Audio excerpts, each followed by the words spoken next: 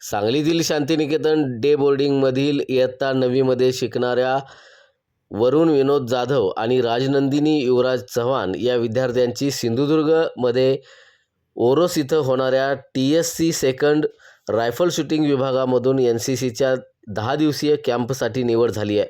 दोन्ही विद्यार्थ्यांचं सर्व स्तरातून कौतुक होतं आहे.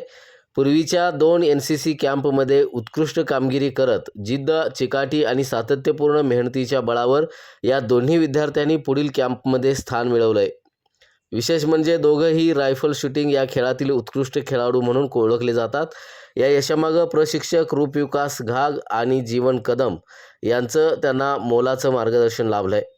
विद्यार्थ्यांच्या या यशाबद्दल संचालक Gautam Patil, school in charge DS Mane यांनी त्यांचा सत्कार केला. यावेळी academy in charge doctor Samita Patil यांनी विद्यार्थ्यांना प्रेरणादायी मार्गदर्शन केलं. विद्यार्थ्यांचा सर्वांगीण विकास व्हावा या दृष्टीने शांतिनिकेतन शाळा ही कायमच अग्रेसर राहत असते. सांस्कृतिक, क्रीडा, शैक्षणिक त्याचबरोबर इतर अनेक गोष्टींच्या माध्यमातून विद्यार्थ्यांना मार्गदर्शन करण्यामध्ये या संस्थेचा हातखंडा आहे. या संस्थेचे संचालक गौतम पाटील हे कायमच अग्रेसर असतात.